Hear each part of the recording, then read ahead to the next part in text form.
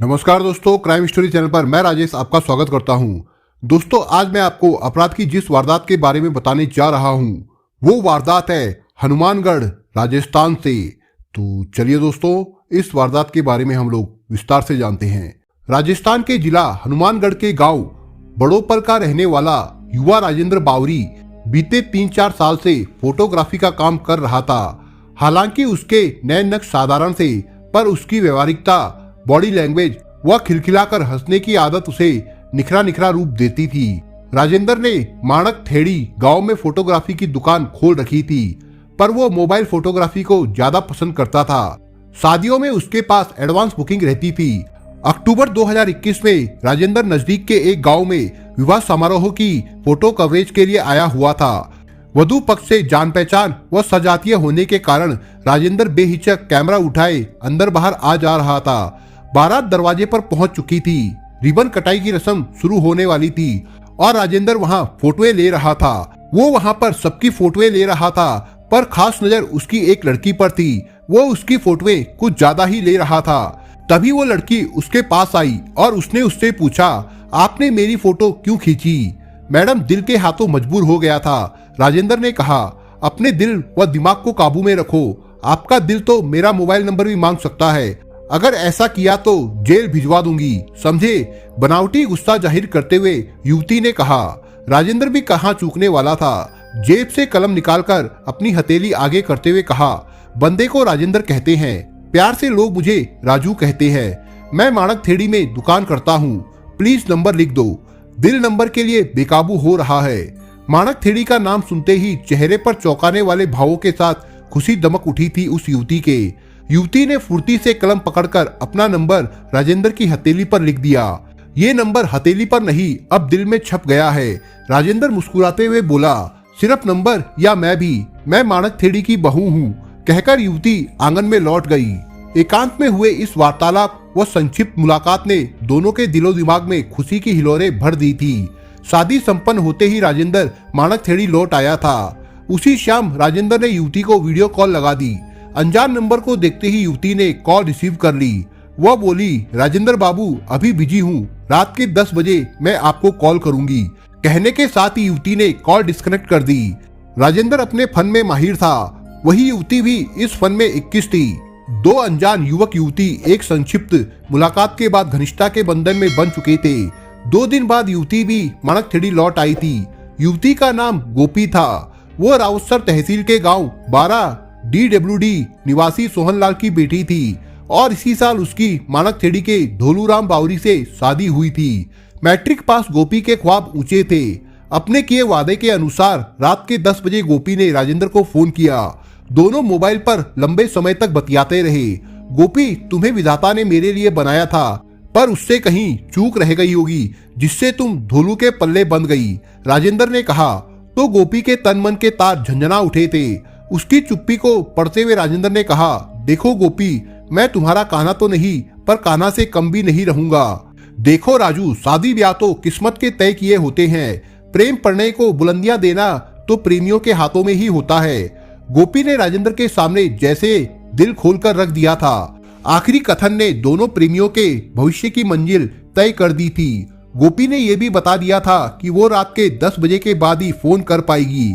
राजेंद्र की दुकान पनघट के रास्ते में थी। पानी लाने या अन्य किसी बहाने गोपी राजेंद्र के दीदार कर लेती थी। घूंघट प्रथा सख्त होने के बावजूद गोपी चोरी छिपे अपना चेहरा राजेंद्र को दिखा देती थी। इश्क और मुस्क कभी छिपाए नहीं रखे जा सकते। यही उन दोनों प्रेमियों के साथ हुआ था। किसी ने गोपी के पति धोलू तक बात पहुंचा दी थी। शांति प्रिय व खुद में मस्त रहने वाले धोलू के लिए ये खबर विचलित करने वाली साबित हुई। कोई राह नहीं सूझी तो उसने अपने बड़े साले इंद्रपाल, जो दबंग प्रवृत्ति का था, के साथ ये बात साझा कर ली। अगले दिन इंद्रपाल माणक थेड़ी पहुंच गया। उसने अपनी बहन गोपी को समझाया और राजेंद्र की दुकान पर पहुंच गया। उसने राजेंद्र को ओछी हरकत से बाज आने व भविष्य में देख लेने की धमकी दे डाली। वहां से लौटते समय इंद्रपाल गोपी का मोबाइल फोन भी छीन कर ले गया। दोनों प्रेमियों के बीच कई महीनों तक बात होनी तो दूर, दर्शन तक दुर्लभ हो गए। होली के दिन रंग में सराबोर हुआ राजेंद्र गोपी तक एक मोबाइल फोन पहुंचाने में सफल हो गया था। अब सावधानी के साथ दोनों प्रेमी 3-4 दिनों के अंतराल से बात करने लगे थे, लेकिन ये बात किसी तरह इंद्रपाल को पता लग गई। 24 जून को इंद्रपाल के ममेरे भाई की शादी थी। बारात में इंद्रपाल, राधेश्याम, मांगीलाल, सोनू आदि दोस्तों की ड्राइवरों के साथ लड़ाई हो गई। उक्त सभी पुलिस से बचने के लिए अपने जीजा धोलू के पास जा पहुंचे। वहां पर बहन और राजेंद्र की हकीकत जानकर इंद्रपाल का खून खौल उठा, पर धोलू ने कोई लफड़ा नहीं करने की हिदायत दे डाली थी। 2 महीने गुजर चुके थे। राजेंद्र की गुस्ताखी उसे अशांत किए हुए थी, पर उसे कोई राह नहीं सूझ रही थी।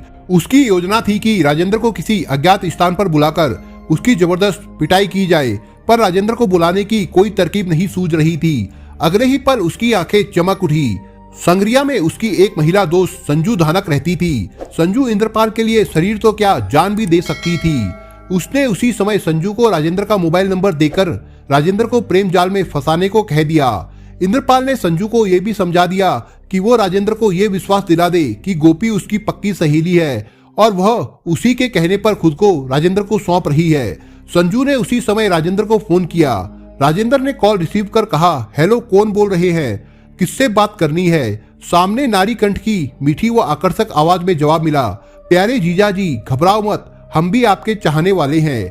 राजेंद्र की घबराहट भांपकर उसने खुलासा कर दिया, देख यार जीजा, मैं संजू और गोपी 2 बदन एक जान है। उसी ने आपका नंबर मुझे दिया है। वो कई दिन आपसे संपर्क नहीं कर पाएगी। संजू ने कहा, संजू, मैं तो डर गया था, गोपी मेरा कितना ख्याल रखती है। देखो जीजा जी, जब भी आपको महिला बदन की तलब लगे मुझे घंटी मार देना, लेकिन याद रखना मैं 10-12 दिन में एक बार ही मिल सकूंगी, मेरी मजबूरी है। संजू ने राजेंद्र को फंसाने के लिए पासा फेंक दिया था। प्रणय निवेदन का पासा फेंकने में संजू वास्तव में गोल्ड मेडलिस्ट थी। हकीकत ये थी कि विवाहिता संजू, जो एक बच्चे की मां थी, पति से खटपट होने के कारण 2 साल से संग्रिया स्थित पीहर में रह रही थी। गुजर बसर के लिए वो एक कपड़े की दुकान पर सेल्स गर्ल के रूप में काम कर रही थी। इंद्रपाल के प्लान के मुताबिक संजू अपने फोन में रिकॉर्ड हर बातचीत इंद्रपाल तक पहुंचा देती थी। अब राजेंद्र संजू की बातों से प्रभावित होकर उसका गुलाम बन चुका था। इंद्रपाल का प्लान अब सही राह पकड़ चुका था। वो अपनी बहन गोपी का बचाव करने के लिए संजू को मोहरे के रूप में इस्तेमाल कर रहा था। 16 जुलाई 2022 को इंद्रपाल ने अपने दोस्तों राधेश्याम, जीतराम, सोनू, मांगीलाल व प्रेम को अपने साथ बुला लिया था।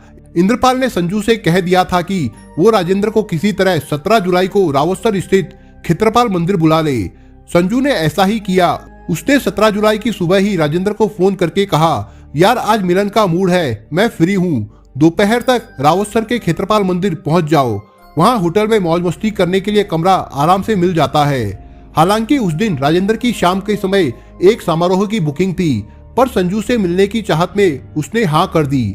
जेब में नकदी, एटीएम कार्ड, कैमरा आदि लेकर राजेंद्र रावतसर पहुंच गया था। क्षेत्रपाल मंदिर तक पहुंचने के लिए उसने अपने ममेरे भाई सुभाष बावरी, जो नजदीकी गांव कणवाड़ी में रहता था, को फोन कर मोटरसाइकिल सहित रावतसर बुला लिया था। सुभाष के साथ राजेंद्र 3 किलोमीटर दूर क्षेत्रपाल मंदिर पहुंच गया था। वहां राजेंद्र व संजू ने फोन के सहारे एक दूसरे को पहचान लिया था। मेकअप से लगधक व मनमोहक कपड़े पहने संजू राजेंद्र को हूर की परी लग रही थी। संजू ने साथ में खड़े प्रेम को अपना भाई बताया। संजू ने चाय पानी के बाद प्रेम को नजदीकी गांव छोड़ आने की बात कही थी। इंद्रपाल की योजना के मुताबिक प्रेम संजू और राजेंद्र को मोटरसाइकिल पर बिठाकर गांव के लिए चल पड़ा था। तब तक अंधेरा घिर आया था। जैसे ही कच्ची सड़क पर मोटरसाइकिल उतरी, वही घात लगाए बैठे 5 दोस्त राजेंद्र पर टूट पड़े। लाठियों व ठोकरें लगने से घायल हुआ राजेंद्र बेहोश हो गया था। उन्होंने उसे घसीटकर झाड़ियों में डाल दिया।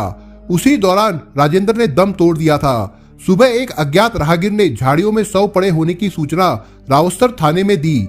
सूचना मिलते ही थाना प्रभारी रविंद्र नरूका मौके पर पहुंच गए। लोगों ने उसकी शिनाख्त गांव बड़पोल निवासी धर्मपाल बावरी के बेटे फोटोग्राफर राजेंद्र के रूप में की। पुलिस ने शव बरामद कर उसके घर वालों को सूचना दे दी थी। राजेंद्र के फोन में आखिरी कॉल संजू की थी, इसलिए पुलिस ने तुरंत संजू को हिरासत में ले लिया। सख्ती से की गई पूछताछ में संजू ने अपना अपराध स्वीकार कर लिया। तब पुलिस ने संजू के बताए अनुसार अन्य मुलजिमों की पहचान कर उनके खिलाफ धारा 302, 364, 382, 201 व 120 बी के अंतर्गत मुकदमा दर्ज कर लिया। रावतसर के डीएसपी पूनम चौहान के निर्देश पर प्रकरण की जांच थाना प्रभारी रविंद्र नारूका ने अपने हाथ में ले ली थी। पुलिस ने दबिश दी मगर संजू के अलावा अन्य आरोपी फरार हो गए थे। आरोपियों की गिरफ्तारी के लिए पुलिस की 8 टीमों ने अथक भागदौड़ कर शेष आरोपियों जीतराम, सोनू, मांगीलाल, इंद्रपाल, राधेश्याम व प्रेम को अलग अलग जगहों से गिरफ्तार कर लिया। रिमांड अवधि में पुलिस ने लाठियां, मोटरसाइकिल आदि बरामद कर प्रेम के अलावा सभी आरोपियों को न्यायिक अभिरक्षा में भिजवा दिया था। प्रेम को बाल न्यायालय में पेश कर बाल सुधार गृह भेज दिया गया। सभी आरोपी बावरी जाति से है, जबकि संजू पत्नी शिवलाल निवासी संगरिया धानक है। निर्मम हत्याकांड का चश्मदीद गवाह सुभाष बावरी है, जो अपने ममेरे भाई राजेंद्र को मंदिर छोड़ने पहुंचा था। सुभाष ने संजू व प्रेम के अलावा वहां संदिग्ध लग रहे अन्य आरोपियों को देखा था। अपनी बहन गोपी के दाम्पत्य जीवन को बचाने के लिए इंद्रपाल के निर्णय ने न केवल अपना बल्कि 6 अन्य नौजवानों का भविष्य भी अंधकारमय कर दिया। दोस्तों, आप अगर चैनल पर नए हो तो आप चैनल को सब्सक्राइब करने के साथ कमेंट बॉक्स में इस कहानी के बारे में अपने विचार जरूर लिखिएगा। मिलता हूं एक नई कहानी के साथ, तब तक के लिए अपना ख्याल रखिएगा। धन्यवाद।